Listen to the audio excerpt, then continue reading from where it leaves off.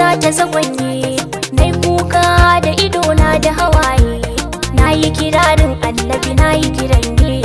dan na san za ya tsare kuma ya kiyaye. In naji an ce annabi sai na dimauce, sai na ji dai yayi fari sai na kasance, gani na zo gun kama aiki da farance, kai mun sitirar kama aiki na azance. Nai ladabi na tsuguna annabi gani, dan na san kai kadai zaka kula ni, nai roƙo gun kama aiki ka daga ni, kai mun da fa'i ka da wani ɗaya taɓa ni. Nayi nufin halara in yi shigowa, nai rauni zunubi yayi tarewa, nayi kiran gausi da shi nayi fakewa, tunda na ce shehu ciki zan yi shigewa. In na shigo halara zan ta kiranka,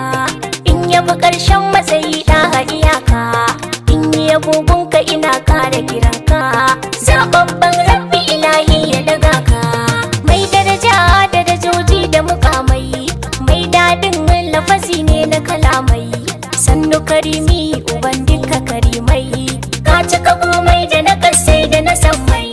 sannu da girman ka gwanin sada zumunta, sannu madafa suturar duk mazaraita,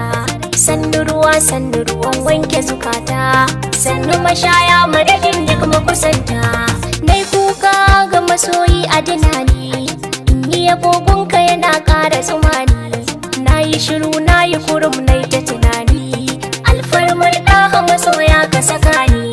Ya masanin kauni na fili da na ɓoye, san ka yake sani marisa in yi maye, bani da komai gani gwani na gwanaye, an sai raina da iyalai da iyaye,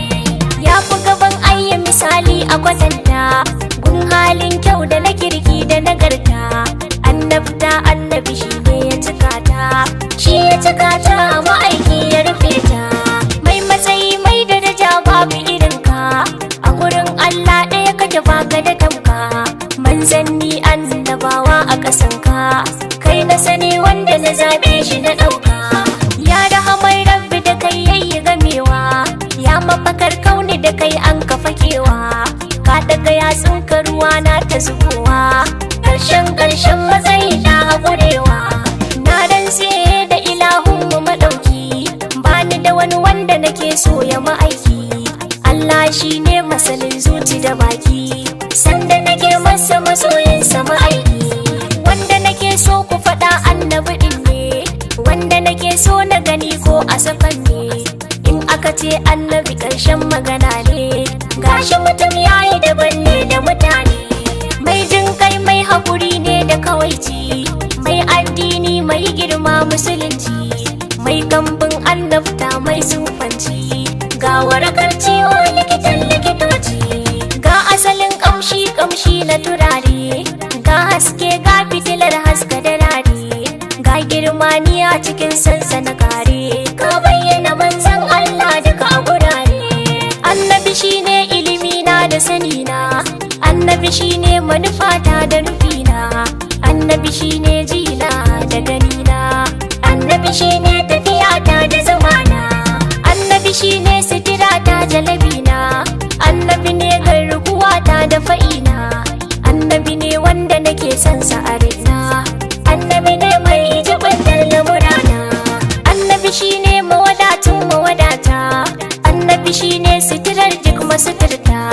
annabi shine karfin duk mahukunta, annabi shine asalin duk halitta.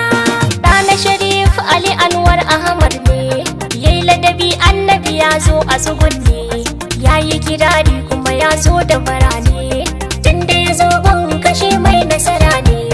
Zainabu ambato nake rera kasida, gun annabi wanda na so shi da yarda, mai daraja mai muƙamul Muhammuda, gana a san zuciya za ta zagwanye, zuciya za ta zagwanye, nayi kuka da hawaye, na jira nayi tsumaye, wanka kaka da tagwaye, sallallahu alaihi wasallam.